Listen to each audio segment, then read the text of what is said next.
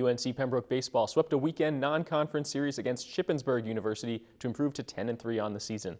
The Braves won the first two games Saturday by 10-6 and 13-0 margins, while Sunday's affair was a tight 4-2 victory.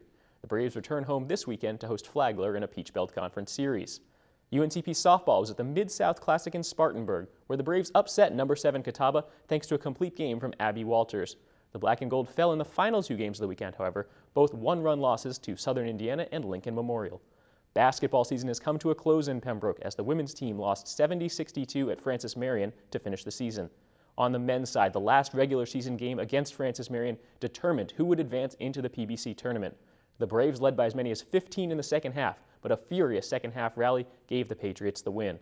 But UNCP wrestling continues as junior Blaze Shade punched his ticket to the NCAA championships. Three other Braves posted strong sixth-place finishes at the Super Regionals, where UNCP finished ninth as a team. Shade will head to Sioux Falls, South Dakota next weekend for the national championships. The Black and Gold Report starts now.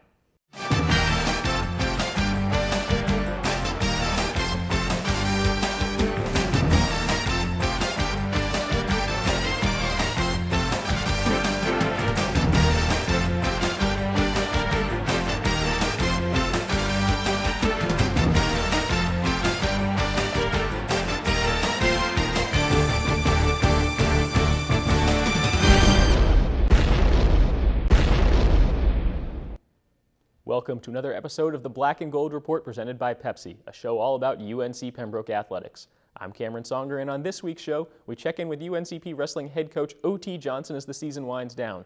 We'll also chat with Adam Harden, the executive director of the Braves Club. But first, we're joined in the studio once again by UNCP wrestling head coach O.T. Johnson. Coach, thanks for coming by. Thanks for having me, Cameron. Let's talk about the NCAA Midwest Super Regional your team just wrapped up. Registered 4 place winners and a 9th overall team finish.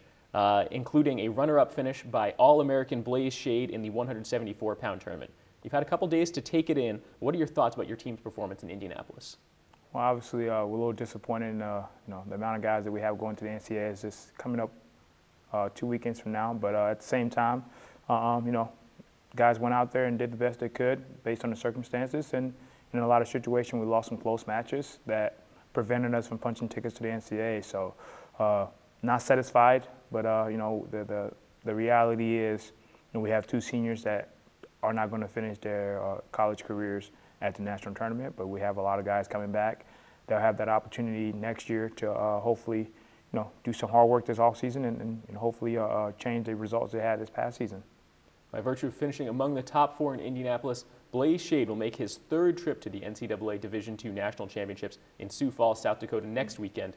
What does the training plan for Blaze look like over the next 2 weeks? Well, being a single guy heading to the national tournament, it's going to be something unique, obviously, that we haven't experienced as a coaching staff. In my 10 years here, we've had multiple guys, if not 4+ guys, going to the tournament. So this is a first for us as a staff, so we have to do a lot of, calling to mentors to try to make sure we're not overtraining him, but at the same time make sure he gets what he needs. And the great thing about it is myself, Coach Saunders, and even Coach Nide, we get the chance to just work with him one-on-one. In a lot of different aspects, one from a quickness perspective, we can throw Coach Nadia in there, and just from a slowing down and utilizing different techniques, I myself can get in there and just when we try to get a heavier guy that's going to go crazy on him, we'll throw Coach Saunders in there. So he's going to have the best of all 3 of us, and we'll throw some of his teammates in there as well. So it's just going to be about not overtraining Blaze for the next week and making sure he gets what he wants and what he needs to be prepared for the national tournament come the 11th and 12th.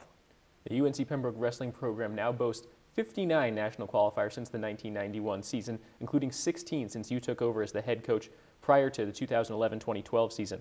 What source of pride does that tradition give not only you, but your program? Well, it just lets recruits know that we can get the job done. Obviously, you get here and you buy into our system, buy into our coaching staff, and buy into what we have available to you as resources.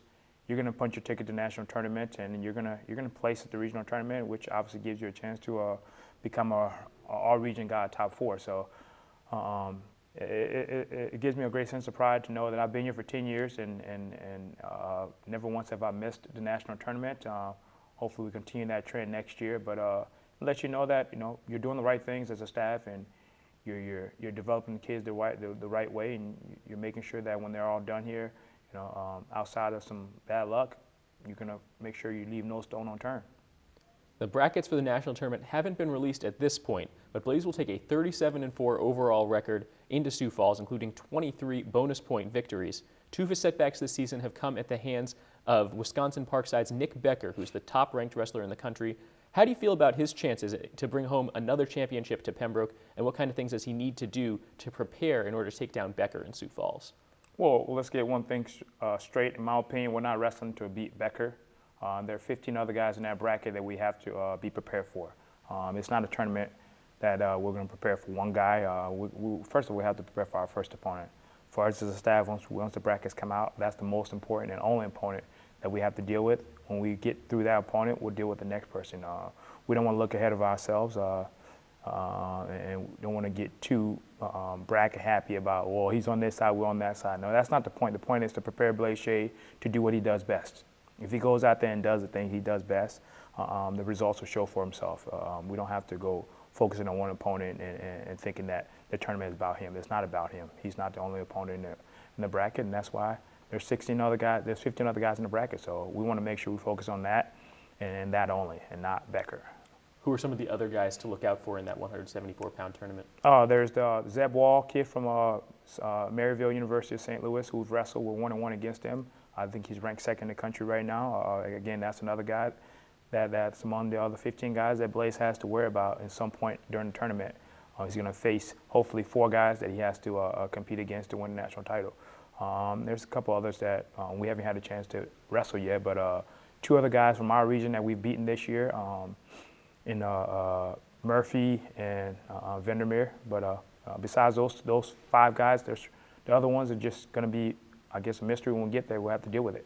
All right, Coach O.T. Johnson, it's time for our first break. When we come back, we'll still be talking UNCP wrestling with Coach O.T. Johnson, so stay tuned.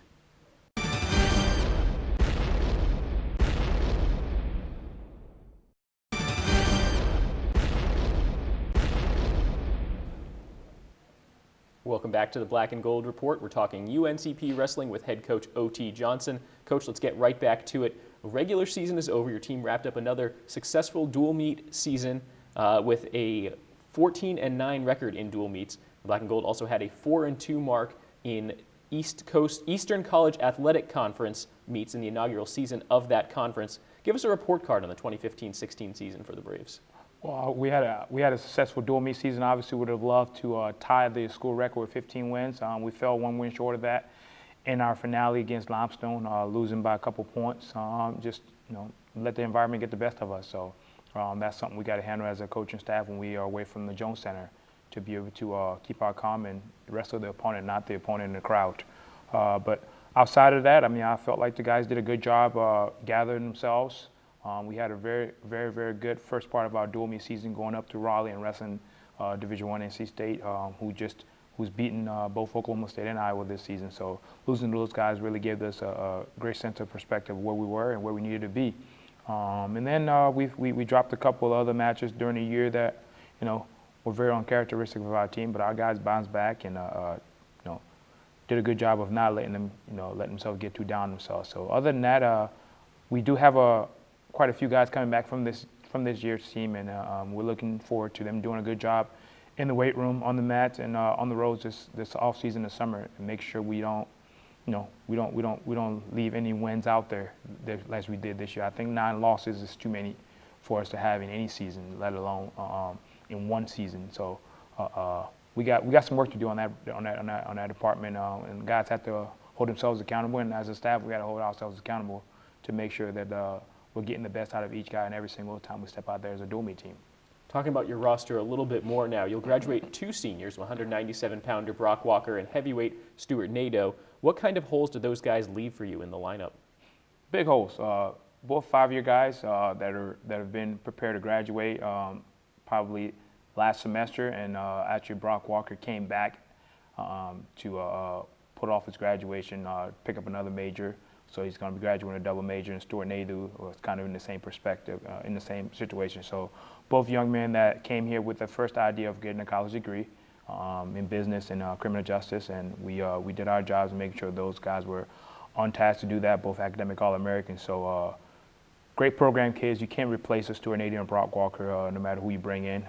Each kid that comes in to try to replace those guys have to bring their own piece to the program. So we're looking forward to getting on the roads as we try to find the next Brock Walker and Stuart Nady. But at the same time, we do have a core group of guys that are been sitting back watching and trying to take in all those guys, I guess, advice and make sure that when they step out there as a varsity guy next year, they're able to do this and bring the same thing those guys brought to us for 4 years of varsity wrestlers. Talking about the other guys who are returning in your starting lineup, it's the majority of your starting lineup. Eric Milks at 149 pounds, Blaze Shade at 174 pounds, Mikey Thomas at 184 pounds, all of whom are very consistent winners for you this season. How optimistic are you for the 2016-17 season, and who else can fans expect to see out there in the black and gold? Well, I think we got to start getting some more productivity out of some of the other guys. Your Hayden Fry. He's got to be a little bit more productive as the season moves along, going into his third year next year. Mikey Thomas missed the podium this year at regionals by one match, some questionable calls, but hey, got to take it out of officials' hands. And Blaze Shade, obviously, is Blaze Shade. He's making his third trip to the NCAA, so those guys are consistent. And I think those guys coming back, they got to take the program in their own hands. All we can do is lead. They know the pulse of the locker room, and they have to hold their teammates accountable because their teammates pushing them is going to help them punch their tickets to the NCAA, and for Blaze Shade, punch his ticket to the top of the podium. So some of the guys we got coming back, and Jake Smith, who will be a senior next year as well, he's got to do a better job of finishing matches and not getting so far behind to where he's making up points instead of just wrestling his match. Danny Barrio stepping up the heavyweight division for us, and hopefully he's learning up behind Chris Giddens and Stuart Nady those past couple of years to step in and do the same thing both of those two heavyweights have done for us, which is place at the regional tournament and qualify and became All-American for us. Let's talk quickly about you. You picked up your 50th dual meet victory as a head coach with that win against Coker back on February 4th. What do milestone victories mean like that to you? It means that the guys have come in. In 5 years, we've had some very, very good teams that have bought into the system. With the individual sport, some coaches are about just getting one guy to the tournament every year just to, I guess, be happy. I'm not about that. I want every kid to have a great experience, and being a part of a team makes that happen. Not every single dual meet we're going to get a shutout, and when you have a guy that loses a match but we still win as a team, it makes them feel good about themselves, makes them feel good about their program. And being the ECAC, it's going to help our team bring them conference championship, and winning dual meets is the way we do that. So I'm looking forward to getting more dual meet victories and put ourselves in position to win the Eastern Athletic Conference championship in the years to come. UNCP Wrestling head coach O.T. Johnson, always a pleasure. We need to take our next break here on the Black and Gold Report. We'll be right back.